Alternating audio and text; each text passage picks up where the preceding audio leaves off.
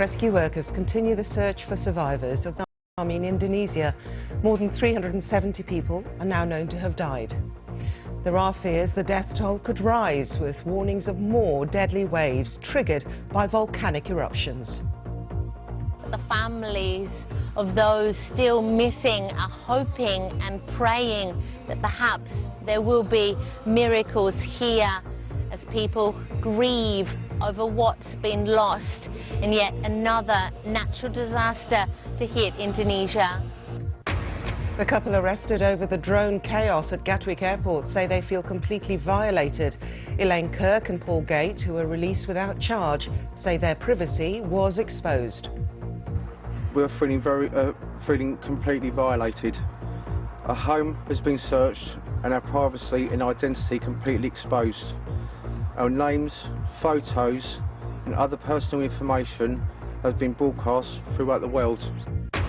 The actor Kevin Spacey has been charged with sexual assault in the United States. He's accused of assaulting a teenager at a bar in Boston in July 2016. Respect and understanding. The Queen will use her Christmas speech to deliver a message of goodwill to all. Also, Chris Evans bids a festive farewell to listeners as he hosts his final Radio 2 breakfast show. And in half an hour, Mark Kermode takes a look back on the big releases of the year in Review 2018, the year in film.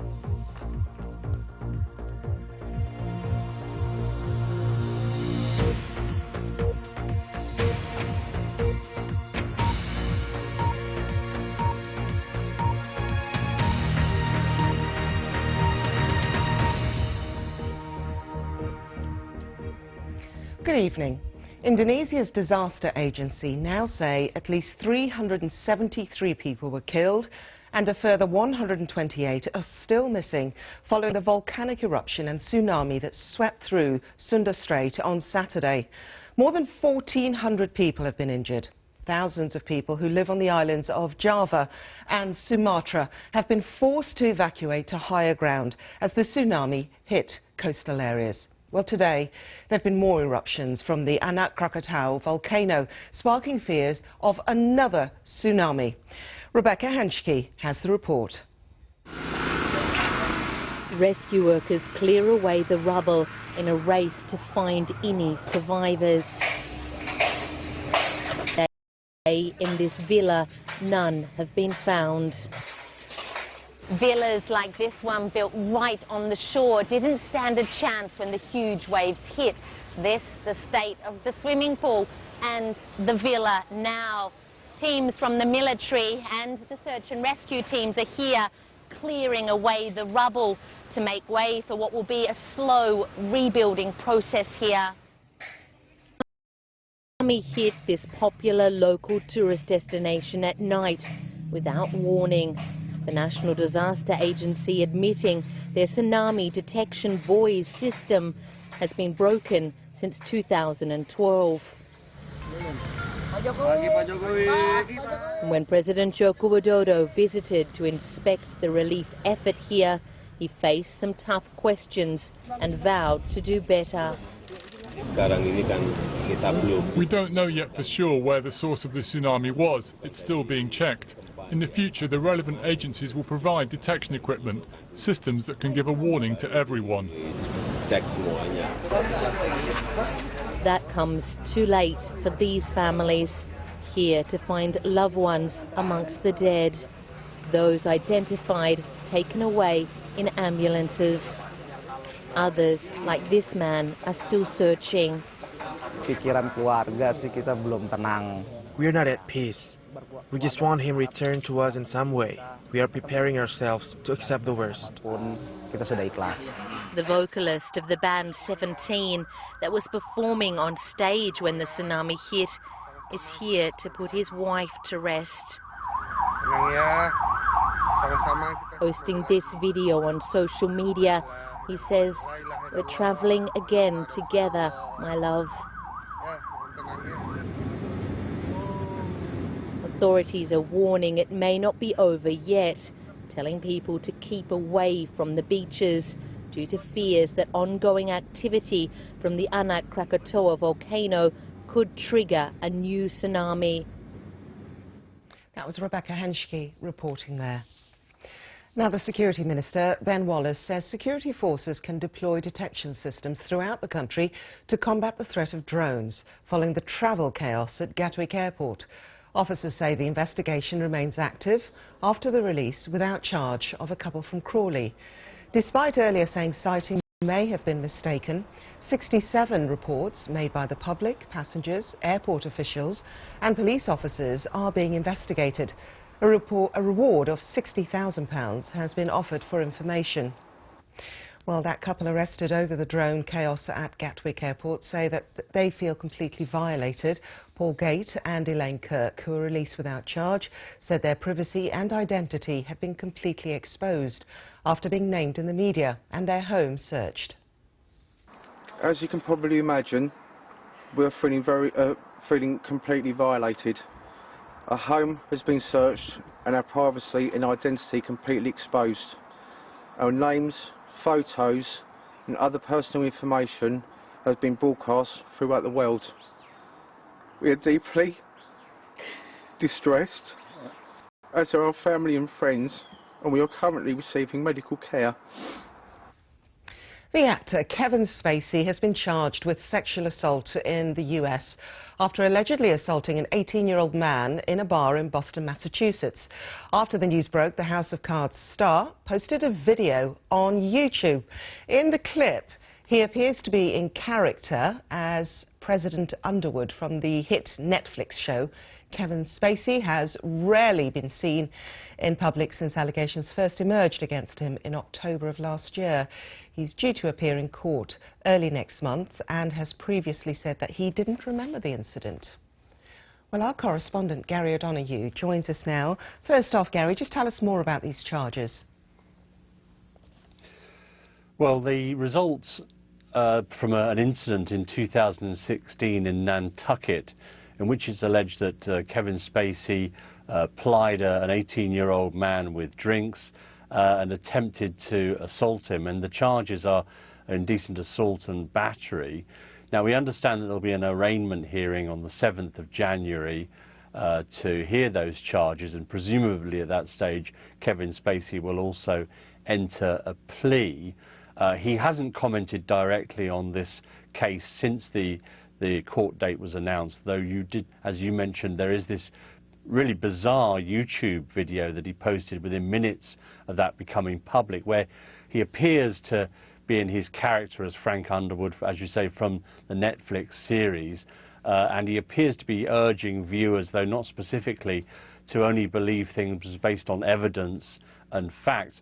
Now, you'll know that Kevin Spacey is looking at at least a couple of dozen charges from separate individuals. None of those others have come anywhere near court yet. One was dismissed in Los Angeles because of the statute of limitations recently. Police in London are investigating a number of allegations against him from his time when he was artistic director at the Old Vic Theatre there. But this is really the first time that the allegations against him, which date back over a number of years, this is the first time that legal proceedings have got this far. OK, Gary O'Donoghue, thank you very much. President Trump has blamed the Federal Reserve for the ongoing turmoil in the US financial markets, saying the only problem the American economy had was the Fed itself. His comments came as the Dow Jones Industrial Average continued to tumble, closing down 2.9% earlier today. Well, let's take a look at that tweet. It was highly critical, saying that the only problem our economy has is the Fed. They don't have a feel for the market. They don't understand necessary trade wars or strong dollars, or even Democrat shutdowns over borders. The Fed is like a powerful golfer who can't score because he has no touch. He can't putt. Well, earlier we heard from our correspondent in New York, Samira Hussain, who explained more about what's been going on in the US markets. on Sunday, we saw that the Treasury Secretary, Steve Mnuchin, released a statement indicating that he had spoken to 6 of America's biggest banks, and that those banks have enough cash on hand to shore up the U.S. economy should it need to. Now, the reason for this statement was really to try and give U.S. investors some more confidence in the wake of all of these big falls on U.S. financial markets. That said, the statement did the exact opposite, and it really got investors very nervous. In fact, even more nervous than they already were. Because what it really signaled to investors is that, look, this was not something that they were worried about. They weren't worried about banks not having enough cash to support the U.S. economy. So now investors are thinking, well, what is it that the Treasury Secretary and, in turn, the White House knows that we investors perhaps don't? Samira Hussain there. 28 people have been killed in an attack on an Afghan government ministry compound in the capital, Kabul. Gunmen stormed the complex after detonating a suicide car bomb at its entrance. Women, children and 1 police officer were among the dead.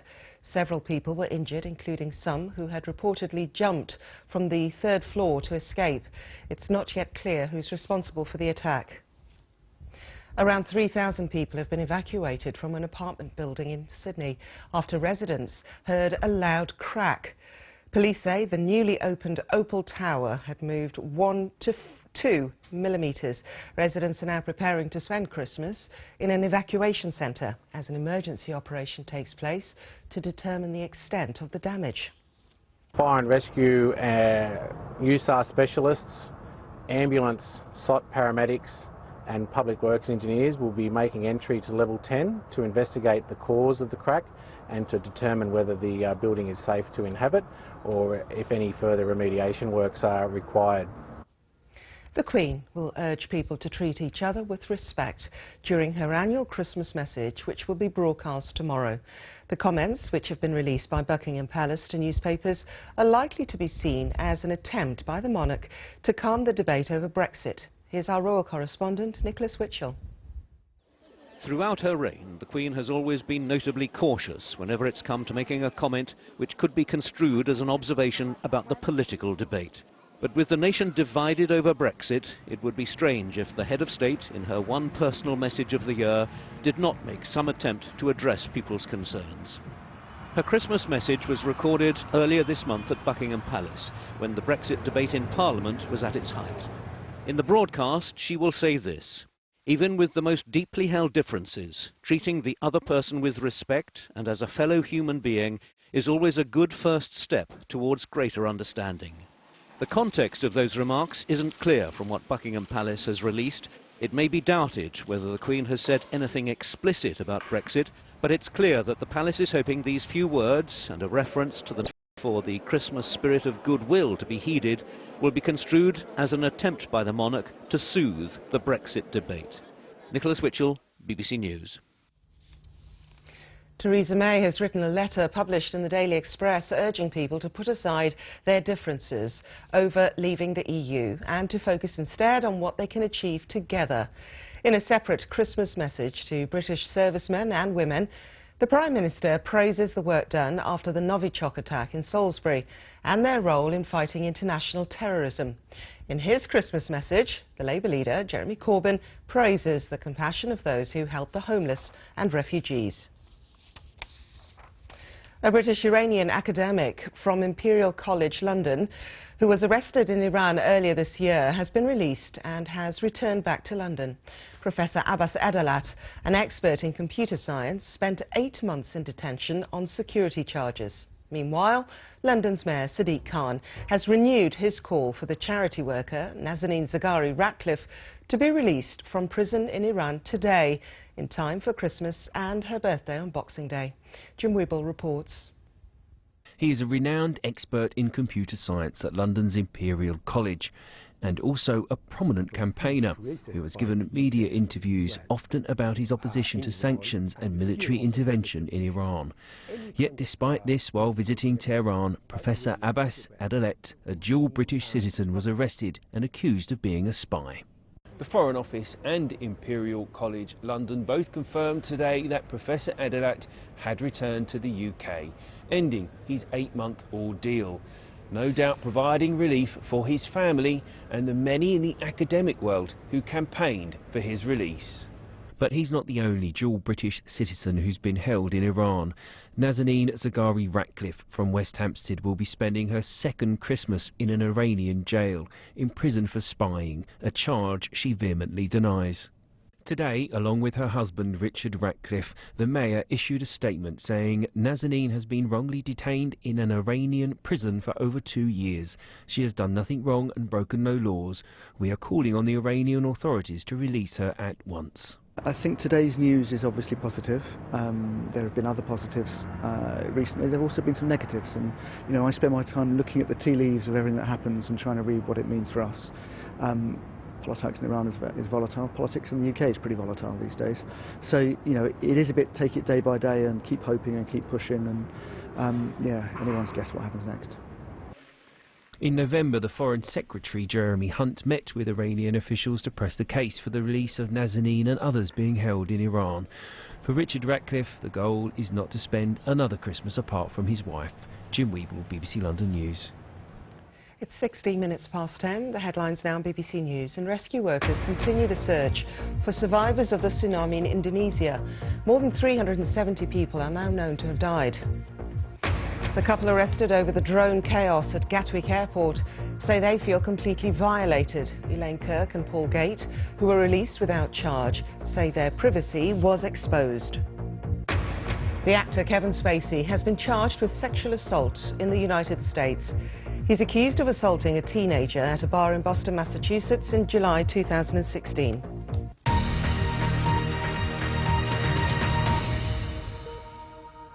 Our customers have made the most of the last hours of Christmas shopping. Footfall in UK high streets and shopping centres was around 10% higher at midday today compared with yesterday. Shops on this year's Christmas Eve are estimated to have been around 7% busier compared with Christmas Eve of last year. It's been a tough retailers, with a number of notable high street names closing, including Pound World and Maplin. Now, the decline in the value of the pound has provided an unexpected Christmas boost to retailers in Northern Ireland, with shoppers from the Republic, which uses the euro, crossing the border in droves to grab a bargain. Coletta Smith has been joining them for a bit of last-minute shopping and finding out what all the fuss is about. It's the last-minute Christmas dash. There's a lot of stuff actually that they're sold out of already, so... This week, stores in Northern Ireland have seen the biggest increase in shoppers of anywhere in the UK. And there's one big reason for that. Much better value with the sterling conversion, yes, and the booze is quite cheap. What's in the bags? Wow, you've got good lots stuff of presents. Yeah, Christmas present shopping. Yeah. Any grocery shopping today? No, a bit of shortbread, that's about the height of it. And where have you come from today? I'm from Monaghan, County Monaghan. And have you done a big shop today? Yes, a big Christmas shop. Yes, groceries exactly, today. yes.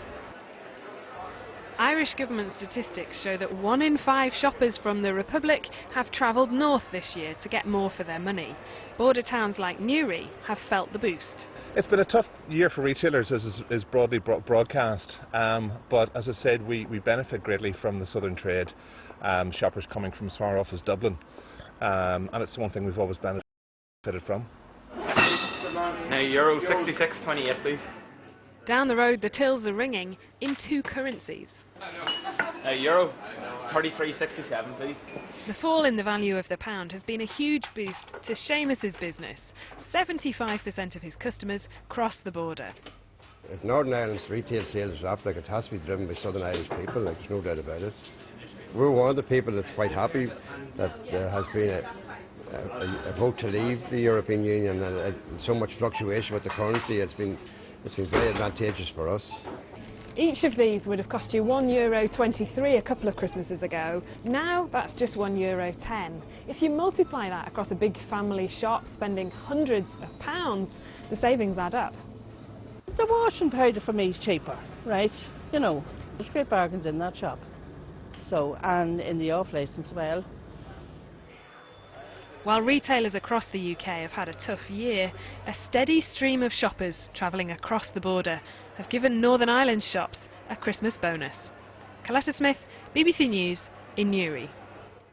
Nearly 400 soldiers from the east of England will celebrate Christmas in one of the most dangerous cities in the world. Servicemen and women from the Royal Anglians and the Colchester-based Parachute Regiment are in Afghanistan, halfway through a 6-month tour of duty in the capital, Kabul. Alex Dunlop has the report. 4 years after frontline British troops pulled out of Afghanistan, soldiers from the east are still here and in harm's way. 280 of them Royal Anglians. Their role, to be bodyguards for diplomats and advisors in and around Kabul. Afghanistan and our time here has... On an intermittent line from their base, the battalion's commander told me it's a vital job. Those advisors need to be taken to work and brought home again every day, and that is the role of our soldiers. So they have been trained specifically to look after the livelihood and to enable advisors to do their work on a day-to-day basis so that we can build those strong institutions for the Afghan government.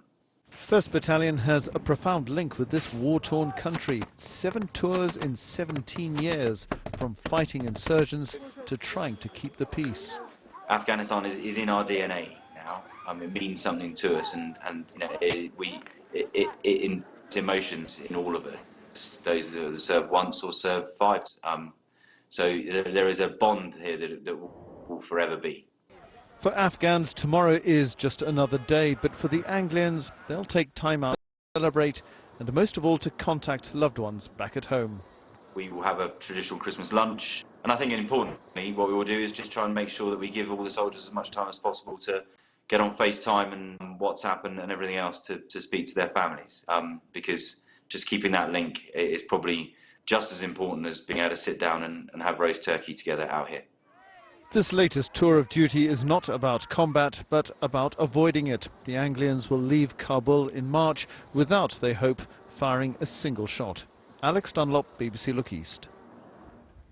Chris Evans has bid an emotional farewell to listeners during his final Radio 2 breakfast show this morning. He said it was a sad day as he left after 9 years at the helm. Evans is off to Virgin Radio, but will be back on the BBC in the next series of Strictly Come Dancing. Our arts editor, Will Gompertz, listened in to his last show, and a warning, there is some flash photography in this report.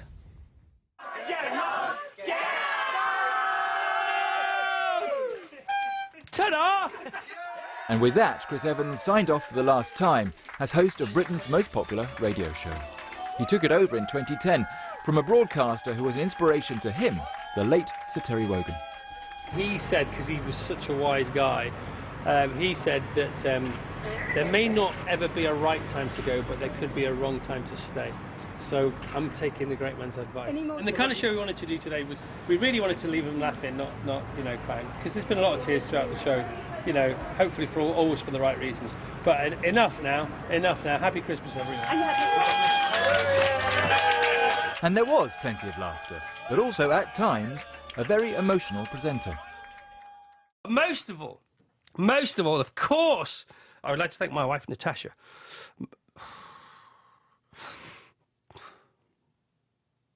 My gravity, my compass, my guiding light.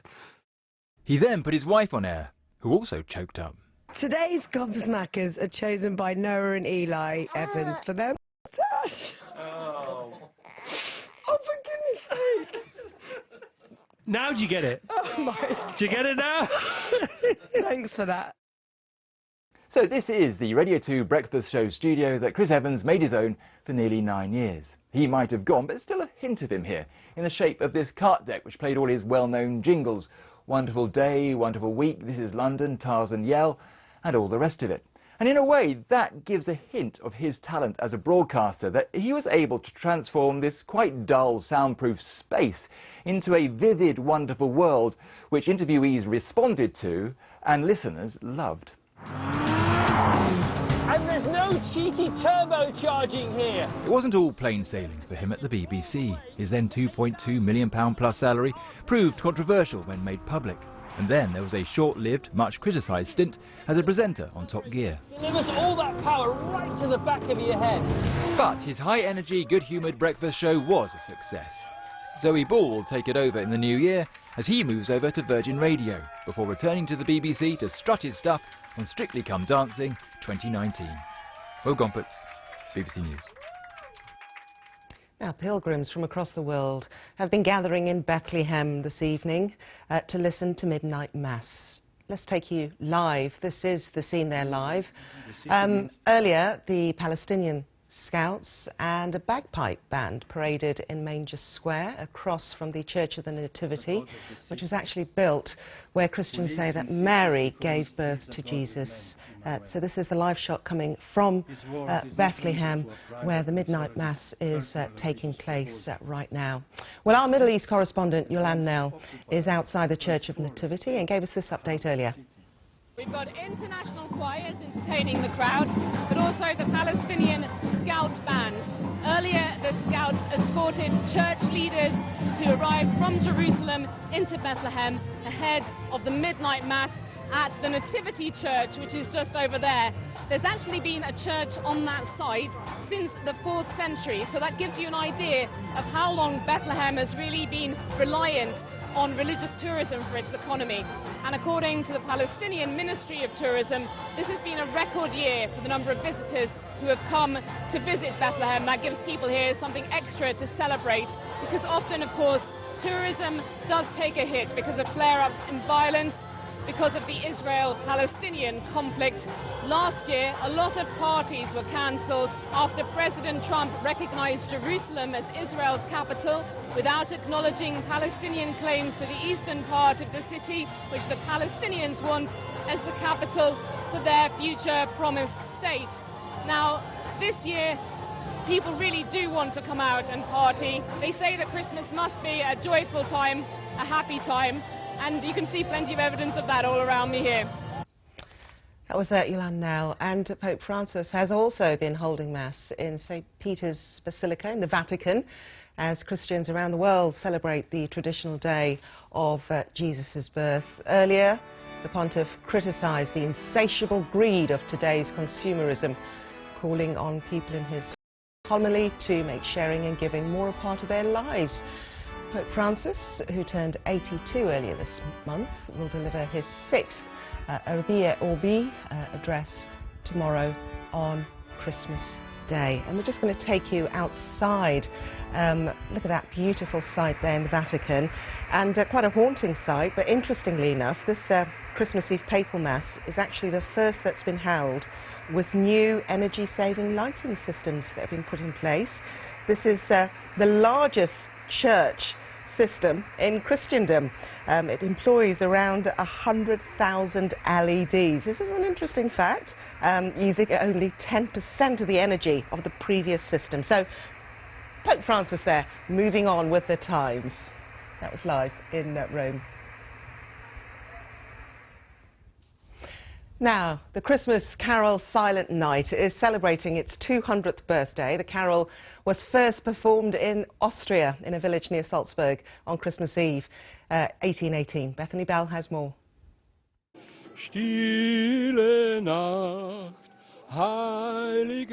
It's one of the world's favourite Christmas carols. Silent Night, or Stille Nacht, as it's known in German. Okay. Oh, I think it's the best Christmas song ever. It's familiar. We learned it when we were a child, and everyone sings it.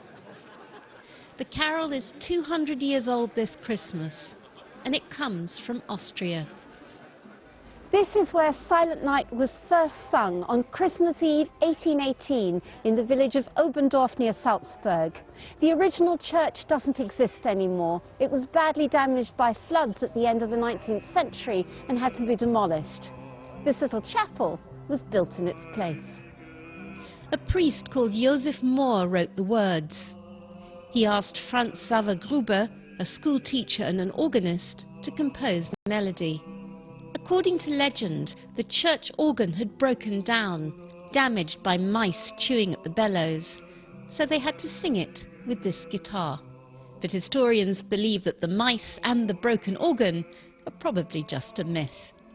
It was, with the guitar, more people-friendly, and with an instrument which was very common outside, of course, the church. You can take the guitar wherever you go, and therefore also the song itself was known very quick all around the world. Silent Night quickly spread across Europe and onto the United States. It was sung across the trenches during the First World War. And for many people, it's simply the carol which means Christmas. Bethany Bell, BBC News, Salzburg. And if that doesn't put you in a festive mood, this from Canterbury is guaranteed to.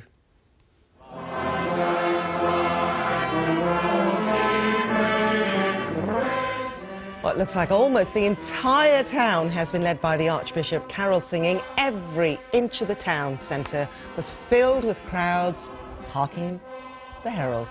What a wonderful sight. OK, Christmas weather now. Here's Darren Batt.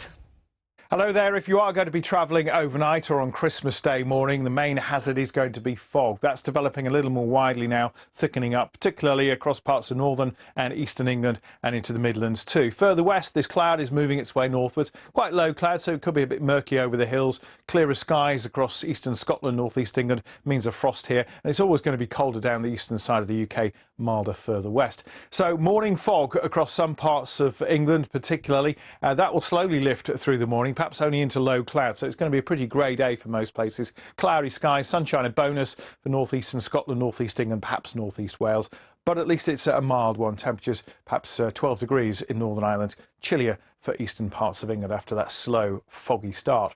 Not really anywhere near as much fog by the time we get to Boxing Day. Instead, there'll be still a lot of cloud. We may get some sunshine arriving across southern counties of England. There'll also be a bit of rain in the northwest of Scotland. Goodbye.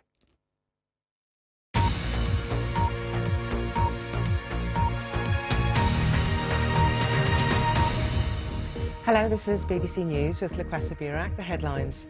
Rescue workers continue the search for survivors of the tsunami in Indonesia. More than 370 people are known to have died. There are fears that death toll could rise, with warnings of more deadly waves triggered by volcanic eruptions. The families of those still missing are hoping and praying that perhaps there will be miracles here as people grieve over what's been lost in yet another natural disaster to hit Indonesia. The couple arrested over the drone chaos at Gatwick Airport say they feel completely violated. Elaine Kirk and Paul Gate, who were released without charge, say their privacy was exposed. We're feeling completely violated. Our home has been searched and our privacy and identity completely exposed. Our names, photos and other personal information has been broadcast throughout the world. The actor Kevin Spacey has been charged with sexual assault in the United States.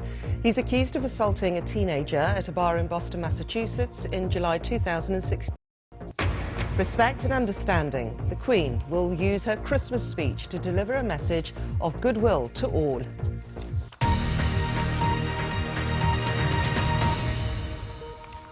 Well, now on BBC News, it's time to take a front row seat as Mark Kermode gives his view on the big releases of the year in Review 2018, the year in film.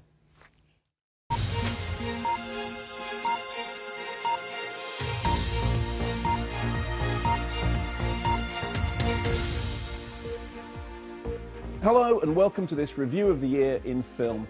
I'm Mark Kermode. We're here at the Cinema Museum South London, and over the next 30 minutes I'll be looking back over some of the best movies released in UK cinemas in 2018, from the blockbusters to the hidden gems.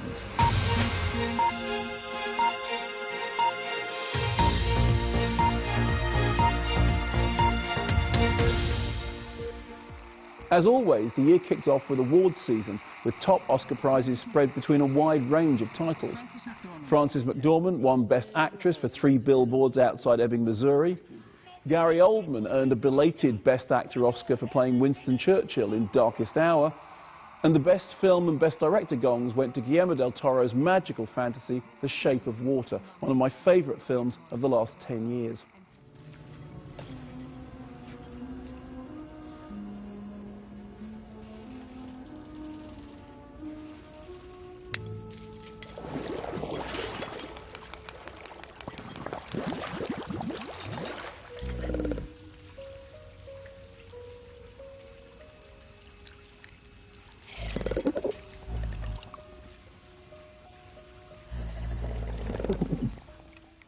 Contenders for the forthcoming 91st Academy Awards are shaping up to be equally wide-ranging. At the moment, the front-runner in the Best Picture race is A Star is Born, the fourth incarnation of this timeless screen story in which leading man Bradley Cooper makes his directorial feature debut. In the Best Actress category, Lady Gaga is also highly tipped, while the year's enduring earworm Shallow looks like a dead cert for a Best Original Song nod.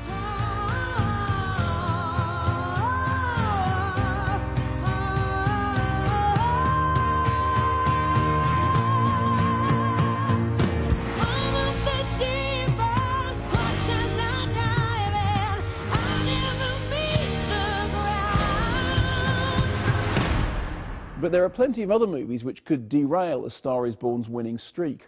Do you foresee any issues in working for a black man? You in the Deep South? There's going to be problems. Green Book doesn't open in the UK till February 2019, but Peter Farrelly's 60-set drama about African-American pianist Don Shirley and his Italian-American driver bodyguard Tony Vallelonga, aka Tony Lip, has awards-friendly fare written all over it.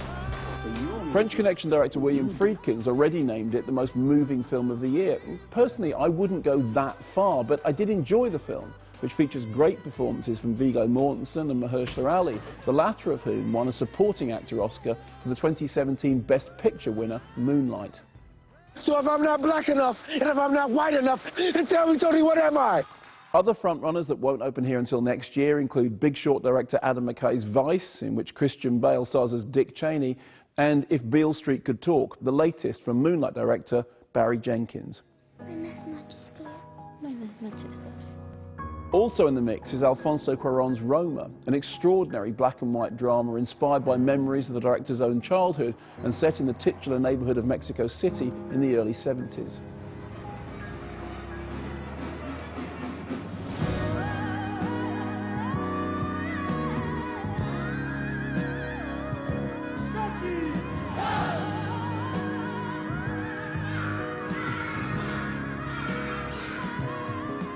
The fact that Roma is currently being touted as a Best Picture contender, it topped Sight and Sound's poll of Best Film of 2018, is significant because it's backed by Netflix, who have become the focus of some cineast-centered ire. Back in April, Netflix pulled Roma from the Cannes Festival after they imposed a competition ban on films which didn't have a proper theatrical release. And it went on to win the Golden Lion at Venice, after Cannes missed out. Other high-profile Netflix-backed films from 2018 include the Coen brothers' portmanteau The Ballad of Buster Scruggs and Paul Greengrass's harrowing docudrama 22 July about the neo-Nazi killings which shook Norway in 2011. Now, despite limited theatrical screenings, these films were part of a growing group of movies, which this year also included Andy Serkis's Mowgli, Alex Garland's Annihilation and Duncan Jones's Mute, whose primary audience are watching at home. Which raises the question, are they still movies? Some see this as a battle between cinema and television, with Netflix stealing away films from theatres and fans losing out in the process. But like it or not, this is the future. A future in which screens big and small will have to learn to live together. And it's up to the audience whether they want to watch a movie at home or in the cinema. Watch this space. Elsewhere at Cannes, the Palme d'Or went to Japanese filmmaker Hirokazu Koreeda for his new film Shoplifters, which opened here in November, while Spike Lee's attention-grabbing Black Klansman took the Grand Prix. There's never been a black cop in this city. We think you might be the man to open things up around here.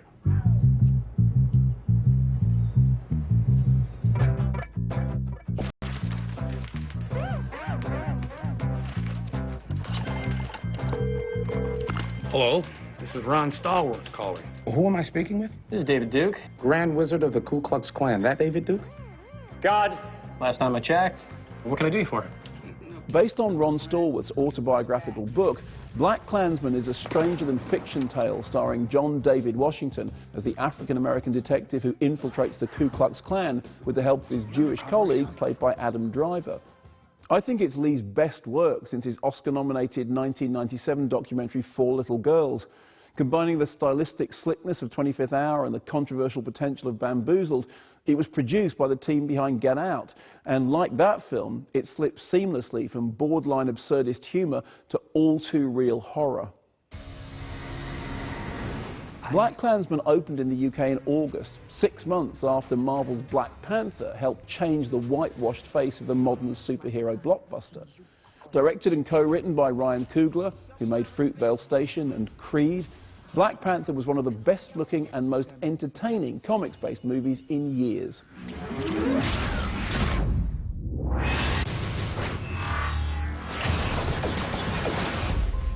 Marvel scored another blockbuster hit this year with Avengers Infinity War, the first installment in an galactic mashup that brought together characters from across the Marvel Cinematic Universe. The film ended on a downbeat cliffhanger which left fans wondering about the fate of their favourite superheroes. You'll have to wait till spring 2019 for the release of Avengers Endgame to discover what becomes of the broken-hearted. Black Panther and Avengers Infinity War both became record-breaking money spinners, finding favour with audiences and critics alike. Other tentpole releases of 2018 included Jurassic World Fallen Kingdom, which took over $1.3 billion worldwide, despite downbeat reviews which called it the weakest instalment in the already rather uneven series.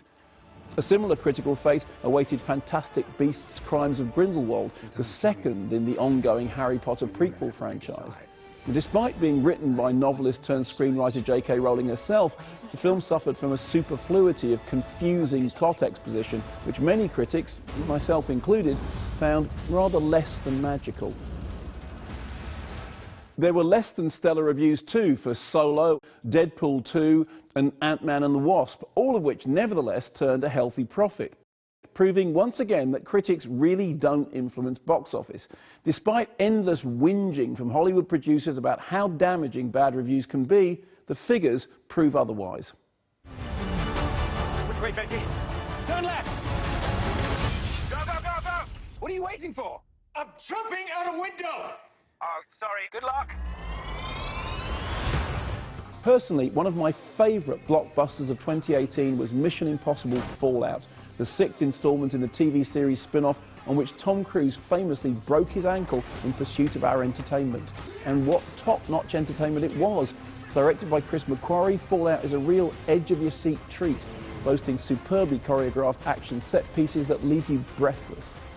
Mission Impossible Fallout also looked spectacular, thanks in no small part to McQuarrie's use of 35mm, a format which continues to be a filmmaker's favourite despite claims that it would die out in the digital age.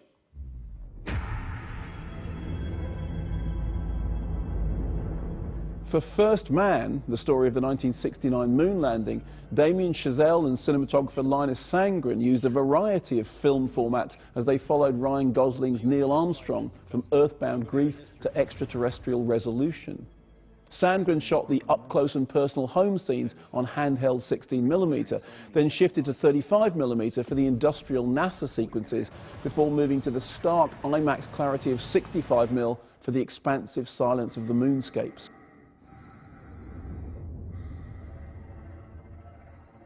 Self-appointed Space Force cheerleader Donald Trump refused to watch First Man on the grounds that it didn't feature a rousing flag-planting scene, something he called a terrible thing. Away from the blockbuster market, it's the smaller, more offbeat releases that made 2018 so interesting. My own favourite films released in the UK this year included Jeune Femme, the debut feature from Léonore Serret, who won the Camera d'Or at Cannes back in 2017. De toute manière, on te rappelle en fin de journée, que ce soit positif ou négatif. Voilà. Bah, c'était OK. Merci beaucoup. Merci, mais de rien, de rien. Bah, je vous invite à laisser la place parce qu'il y a d'autres candidates. Voilà. Mais merci beaucoup. Merci à vous. J'aimerais trop chez vous. Letitia Dosh dazzles in this superbly sympathetic and spikily comedic portrait of a young woman on the verge, pinballing around Paris in search of an identity. Writer-director Serret describes the film as a tale of metamorphosis, from a girl into a woman, from object to that of a subject. I just thought it was a terrific movie. Let me give you a tip. You want to make some money here? Use your white voice. My white voice? I'm never talking about Will Smith's wife, like this young blood. Hey, Mr. Kramer. This is Langston from Regal View. There were rave reviews too for Sorry to Bother You, the low-budget debut feature from musician-turned-filmmaker Boots Riley, which became a classic Sundance-assisted indie hit. Lakeith Stanfield stars as the telesales operative who finds himself having to sell modern slavery, with results that range from the comedic to the horrific. 1, 2, 3 o'clock, 4 o'clock, rock. 5, 6, 7 o'clock, 8 o'clock, rock. 10, 11 o'clock, 12 o'clock, rock, rock, rock. Around, rock, 9, post,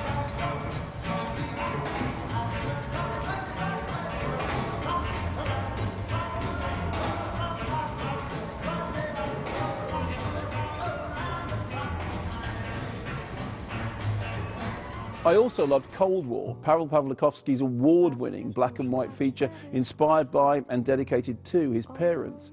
A love story about a star-crossed couple falling together and apart through the Iron Curtain of post-war Europe. Cold War takes us from Poland to the streets of East Berlin to Paris in Yugoslavia over 15 turbulent years. The result is a swooning, searing Polish-British-French co-production that unexpectedly put me in mind of Casablanca or La La Land, as reimagined by Andrzej Wajda or Agnieszka Holland, a reminder of the fundamental things that apply as time goes by. There was a musical slant too to two of the year's strangest releases. Indeed, 2018 may well be remembered as the year that dancing became deadly.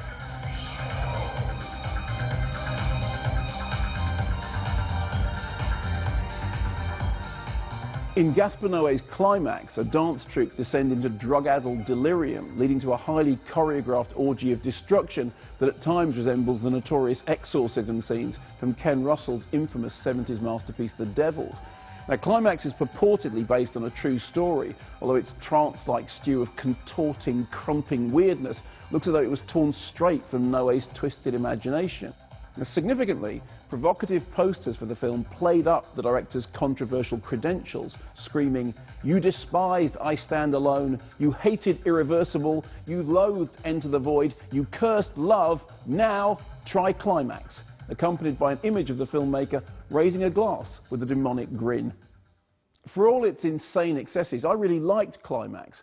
I was less keen on Suspiria, Luca Guadagnino's remake of Dario Argento's classic 70s shocker about an American dancer who comes to a European academy where she uncovers witchy secrets. While Argento's dreamy Fantasia possessed an abstract, timeless quality, Guadagnino's version fixates on the specifics of the 1977 Berlin setting. At 2.5 hours, a whole hour longer than the Argento original, Guadagnino's Suspiria tests its audience's patience, although you can't fault the dance sequences, which are dazzlingly demonic. Indeed, 2018 proved another good year for horror in general, with fans and critics fawning over Hereditary, although personally I preferred A Quiet Place, not least because I witnessed a rowdy movie theatre falling into dead silence as Emily Blunt went head-to-head with alien invaders. Michael Myers is a human being who killed his sister when he was 6 years old. And he came after you. We just want to know why. We want a glimpse inside his mind. Michael Myers murdered 5 people. And he's a human being. We need to understand. They're transferring him. Tomorrow, 7 o'clock. You know, he'll be locked away until the end of his days. That's the idea. In October, a new incarnation of Halloween brought the long-standing Fright franchise right up to date. With Jamie Lee Curtis reprising the role of Laurie Strode, Halloween 2018 garnered the biggest ever opening weekend figure for a horror film with a female lead, and the biggest ever debut for any film with a female lead over 55. Curtis, who also acted as executive producer, described the new Halloween as a tale of female empowerment for the Me Too age, chiming with the time in which women are trying to take back the narrative in their own lives from men who have abused them. Michael's here. Get downstairs. Go, baby, go! Now, although change is slow, it does seem that the film industry is at least starting to become less of a boys' own club. Many of the best films released here in 2018 were directed by women, such as Lynn Ramsay's brilliant anti-thriller You Were Never Really Here, which opened in the UK in March. Cleary said you were brutal. I can be. Other personal favourites included Cholam, the haunting debut feature from Mitra Tabrizian, set amid London's Iranian community during the Arab Spring of 2011. Shahab Hosseini is terrific as the nocturnal minicab driver who has no desire to re-enter the battles of the past, but the plight of a Trinidadian woman whose neighbourhood is being terrorised by young white thugs spurs him to unexpected action, rekindling a lost spark. If there are women present, cover yourself now! Irish director Nora Twomey and screenwriter Anita Doran also scored a hit with The Breadwinner, a brilliant animated adaptation of Deborah Ellis's much-loved YA novel. A tale of youthful fortitude in Taliban-era Afghanistan, The Breadwinner has something of the defiant feminist spirit of the French-Iranian gem Persepolis. An international co-production from the studio behind Secret of Kells and Song of the Sea, The Breadwinner was my favourite animation of the year. You good then? You got everything under control, right? What the? Cookie! Cha-cha want a cookie? Num-num cookie? Cha-cha want a num-num? Num-num cookie? Cookie? Cookie? Oh my God! Cookie? Wow! Okay.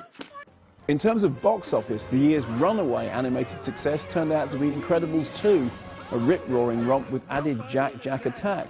But beneath the eye-catching retro designs and the zip-zang-boom slapstick adventure, The Incredibles 2 also took timely swipes at gender inequality, family stress, and the modern triumph of salesmanship over substance.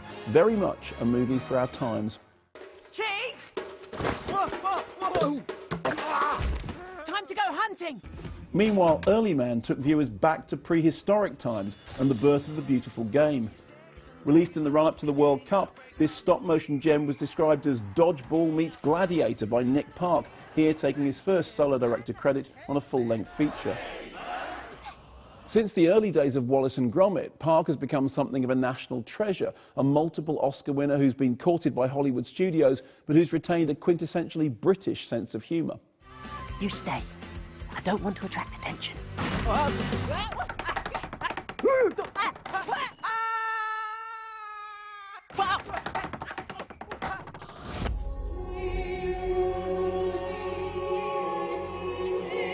In captivity, some go insane. Other homegrown successes this year included Beast, a dark mix of fairy tale and psycho chiller set on Jersey. Rising stars Jessie Buckley and Johnny Flynn provide the visceral spark that fires the story, a game of psychological cat and mouse in which desire and danger, innocence and guilt are intriguingly intertwined. How can you ask me that? It's a very impressive feature debut from writer-director Michael Pearce, a name to watch in future. I also loved Lek and the Dogs, the latest feature from that magnificent British maverick Andrew Cotting. Inspired by Hattie Neller's play, it draws on the true life story of a young boy who lived rough on the streets of Moscow, where he was befriended by a pack of feral dogs. While you may well have struggled to find a cinema showing Lek and the Dogs, you could hardly avoid Mamma Mia, Here We Go Again. Back in 2008, Phyllida Lloyd's original Mamma Mia became a homegrown hit, famously outperforming Titanic at the UK box office. And there's a sly dig at Titanic in Ol Parker's prequel-sequel hybrid, which proved every bit as head-spinningly delightful as its ramshackle predecessor. Lily James plays the young Donna, graduating from Oxford before heading off on an endless holiday wherein she'll try on a pair of dungarees and a trio of handsome suitors. Meanwhile, in the present, Amanda Seyfried's Sophie is striving to fulfill her mother's vision, yes, she had a dream, with the newly renovated Hotel Belladonna, while wrestling with the prospect of history repeating itself on this idyllic island. How could you resist?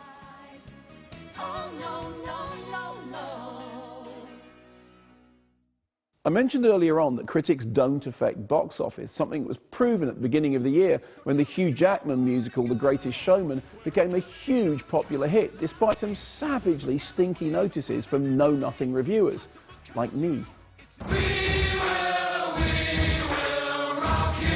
And it was proven again toward the end of the year as Bohemian Rhapsody drew raspberries from critics while earning rapturous responses from audiences. Love it or loathe it, and personally I loved it, there was no debating the brilliance of Rami Malek's central performance, which brought Freddie Mercury to the screen with uncanny accuracy.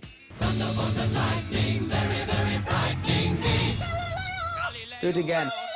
One more. How many more Galileos do you want? Roger, there's only room in this band for one hysterical queen. My own personal favourite film of the year was not a box office smash, and if you missed it on its theatrical run, I'd urge you to seek it out on DVD. It's called Leave No Trace, and it's directed by Deborah Granick, who made Winter's Bone. The tale of a father and daughter living off-grid in the forests of the Pacific Northwest, this pitch-perfect drama is as understated as it is overwhelming.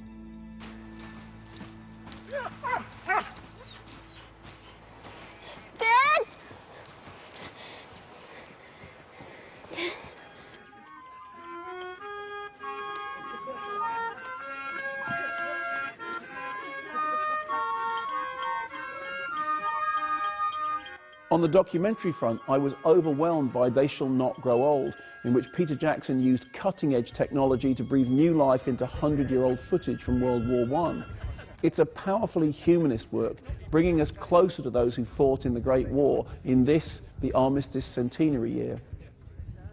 Looking forward to 2019, and January kicks off with the UK release of The Favourite, the Oscar-tipped latest from Yorgos Lanthimos, which has already picked up a bunch of Golden Globe nominations, including Best Actress for Olivia Colman and Supporting Actress nods for Emma Stone and Rachel Weisz. Be gone! Let's shoot something. I'll leave you with a spoonful of something from a movie which is currently playing in UK cinemas, Mary Poppins Returns. Have a practically perfect Christmas and a very happy New Year. Wait, where did you get that kite? I found it in the park. She kept it from blowing away. Mary Poppins. Close your mouth, please, Michael. We are still not a codfish. Jane Banks. Still rather inclined to giggle, I see. Good heavens. It really is you. You seem hardly to have aged at all. Really? How incredibly rude. One never discusses a woman's age, Michael. Would have hoped I taught you better. I'm sorry, I didn't... You came back. I thought we'd never see you again. It is wonderful to see you. Yes, it is, isn't it?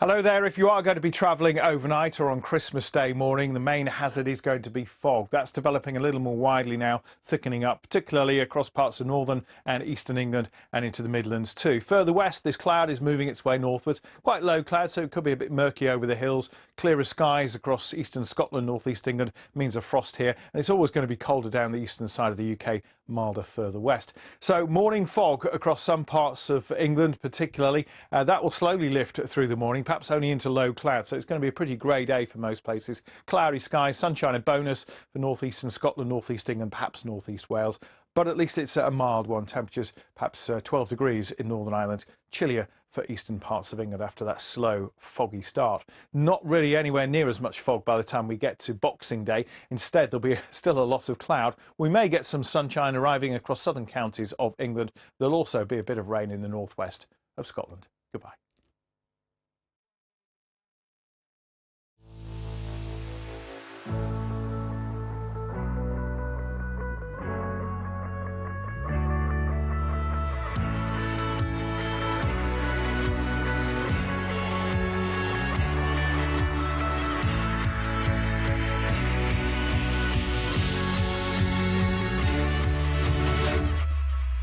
The moments that defined the year. Review 2018, all this week on the BBC News Channel.